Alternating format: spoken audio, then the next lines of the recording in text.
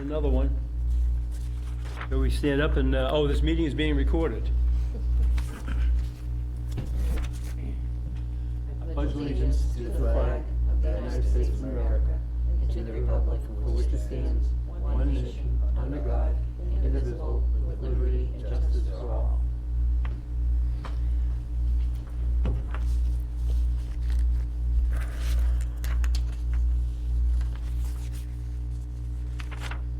I make a motion we approve the regular minutes from December 8th. Second.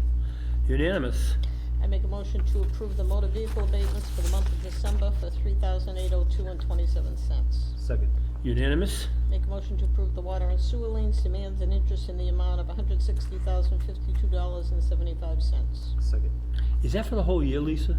That's for the whole year, yep. Seems like we're taking more money than that.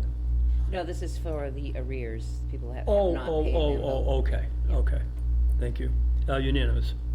Make a motion to approve Cartographic Associates FY 2025 contract in the amount of $3,650. Second. Was that in our budget? It went up, it was $3,400 last year.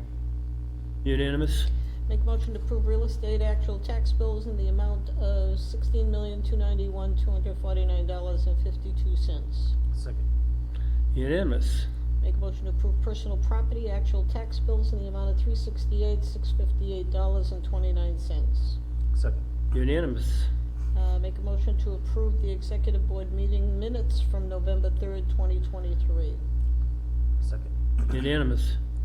Okay, we're up to new business. I think that's Lisa. Yeah, so, Kerry Siganevich wanted, me and Rich to go before the Board of Selectmen on Monday night to explain taxes because of everything that's on social media. To explain taxes? The taxes and the assessed values and how you come up with the taxes, and so I explained the quarterly bills and how you can't compare quarters and, Well, not the first two, that's for sure. yeah, right, and I That's last said, year's bills. I said it's very simple, just take your new assessment times the tax rate, that total, and if you wanna compare, take the total from last year. So they're gonna put that clip, I think Deb's gonna put it on the, on Facebook. Okay. Yeah, it's already up there. It is? Yeah. Conrad, wouldn't you agree that people need to be prepared? Their values are not gonna go down. The market is still moving forward. They're not decreasing in value. They're holding consistent and above. But what they don't realize, when the tax assessment goes up, the value of their property, the tax rate goes down. Unless we vote for a 2.5 override or something along those lines, because you can only go up 2.5%. For the values, looking at real estate, all the predictions we're getting as real estate people is that the market is still going to be out there and buyers still are going to be fighting a little bit over getting inventory. Well, it's always the new construction that sets the tone for the existing houses. And I can tell you from, from building, the prices are just outrageous. And if the towns now adopt the new energy, I forgot what the word is. Guidelines? Guidelines. Yeah. But what's happening is the towns are being offered grants to take this new energy guideline, which prohibits fossil fuels from any new construction. Oh my God. You just can't, there's something called a HERS rating, which talks about the insulatory benefits of the house, and they do a blower test, and you have to have special windows. It's just, we have to put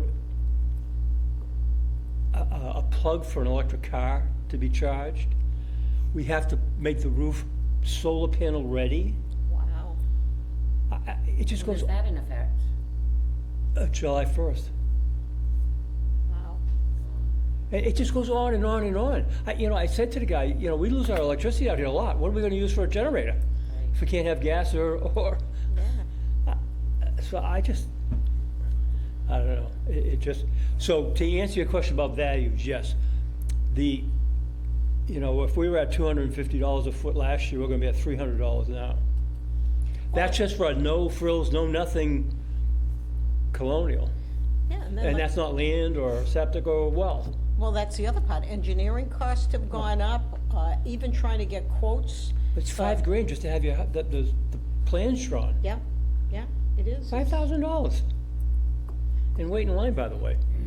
Exactly, exactly. So I think people need to look that when they see their new assessment, it's really based on what the market has been doing. But again, as you've pointed out, the rate generally goes down even though the assessed value has gone up. But they also need to pay attention for themselves, even on what they're insuring their properties for.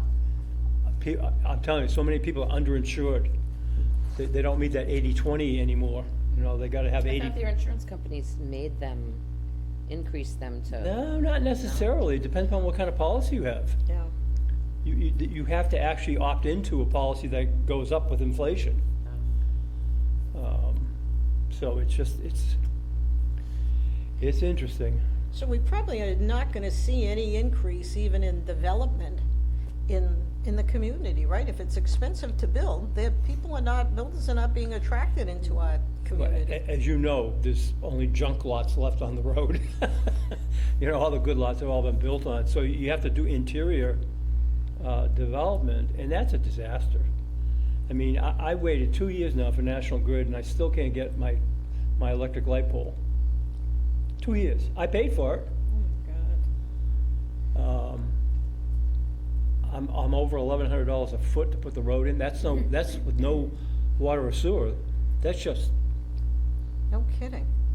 well, again, I had to put a 20,000, I had to have a 20,000 gallon sealed system made for fire protection. Yeah. They had to make it, because they don't do those kind of things. Yeah, and the hard part for the public is you can no longer do a lot of things in person. So many communities, everything is online. To try and get direction is really become extremely difficult as a consumer to get what you need for what department. In the town that I put this subdivision, Oxford, you have to have a mini septic system for your gutters and downspouts. Oh, wow. $5,000. Oh, my God. And who's gonna, I mean, the leaves and all this, pine needles, they're all gonna go in there, clog it up. It didn't do it, anyways. You got me going, Joanne. Well, I think that the public needs to understand what's going on, so they don't overreact when they see their tax bills. They also need to understand that they have timeframes when they are looking to get any kind of adjustments or any kind of assistance, because they qualify for different things, that once that time goes by, Lisa, your hands are tied, I correct? can make the changes, but I cannot give relief on the tax bill. I mean, that's the Department of Revenue, that has nothing to do with the town of Dudley. Correct. And I think they also need to know we're still a department that's running on limited staff. Resources, yeah. I mean, I don't. Anything new on that? I have 3 interviews coming up. Oh, good, good. And I think the hard part is you end up training people who go elsewhere. That's the difficult part. Well, they get more money in other towns. Mary's a classic example of that. Lisa trained her and she's got, I don't know, $10,000 or $15,000 more working for the town of Oxford. So, So I think the public needs to have a little patience with us, that you don't get an immediate response, because people still don't understand. The assessors are not just involved with real estate tax bills. There are probably 20 different functions that Lisa is responsible for, along with all the record keeping that goes on. you just heard water and sewer. Well, I don't know how we got water and sewer. We have the road betterment, I know that. personal Well, property. Why? Well, I understand personal property, but water and sewer, they got their own, Well, with the DOR, it's the assessors that maintain it. well, I understand that. And And even though they're an enterprise system, the town of Dudley has backed them. I remember, I don't know if you were with us, but the Department of Revenue came down and said, you don't have enough money in your account in case of defaults and stuff. The retained earnings. Retained earnings, thank you, I couldn't think of that word. Yeah. And we were gonna have to take it out of our overlay if they didn't raise the rates. Yeah, I wasn't here for that. No, that was Sergeant Paul Brule was the chairman at the time. And, you know, they're trying to keep the bills, but So we're plodding along, but we're really doing Band-Aid operation. We're not able to really move forward on, being ahead of the game. We're always just playing catch-up continuously, and we are the source of the revenue that flows into the town to keep operations going, so And in February, mid-February, we're starting the cyclicals back up again. It'll be about 900 properties being inspected. That's above and beyond Yeah. the normal tasks in the office. Data entry, photos. Well, hopefully you stay sane, and we will have to adjust whatever we need to for operations of that office in order for you to go out, because you physically have to leave, and when you leave, there is nobody who will be there. That's just the way it is. And it is. Well, I have no other information for the world, that's it. Well, again, I think it's important for people to understand, even though the assessed value went up, their taxes under normal circumstances would only go up 2.5%. Unless there was an override, or you added on to it, or, I And mean, with the three overrides that passed, it was an estimated of $1.21 that the tax rate would go up. But the tax rate only went up 32 cents. Really? Why is that? Some debt retired and assessments went up. okay. So it didn't go up like as predicted. Well, we got the same issue next year coming with the school department. What are we doing about that right now? I don't mean, There's meetings coming up with the selectmen and the finance board in the school.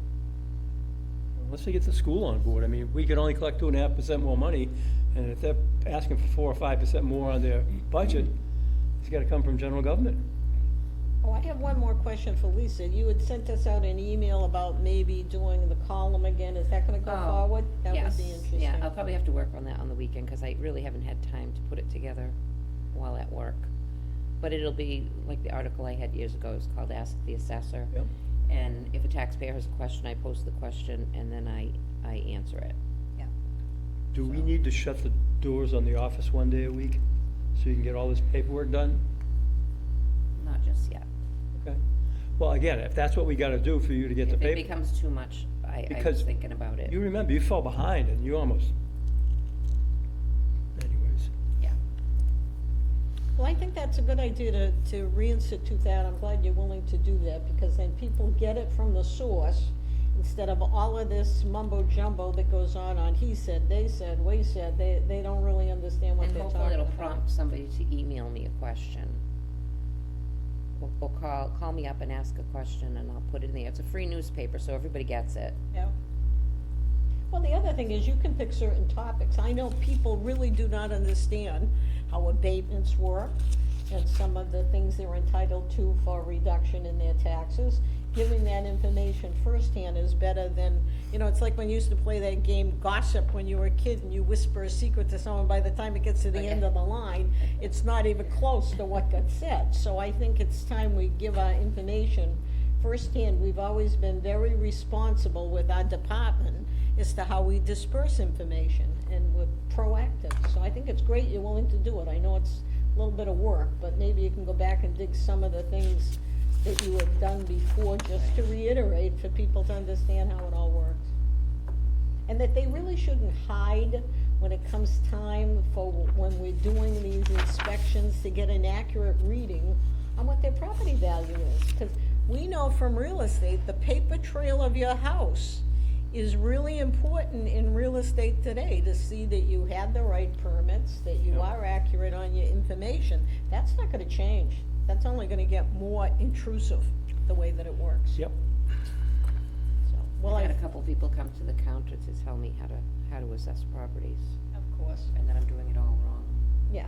No kidding. I said, I think after go to school for a couple of years and 20-plus years under my belt, I think I know what I'm doing. Yeah. They all had MAA designations. Right. It's funny. Okay, All February right. 9th, huh?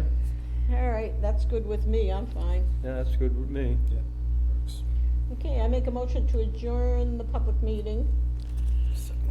Unanimous? Okay, we're gonna vote to convene into executive session under Mass General Law, Chapter 30A and 21A7 to comply with or act under the authority of any general or special law or federal grant and aid requirement, discussions of applications for tax abatements and/or exemptions, including any necessary votes pursuant to GL 59 and 60 and/or General Law 214 and 1B as applicable.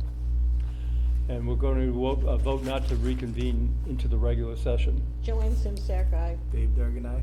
Conrad Allen, aye.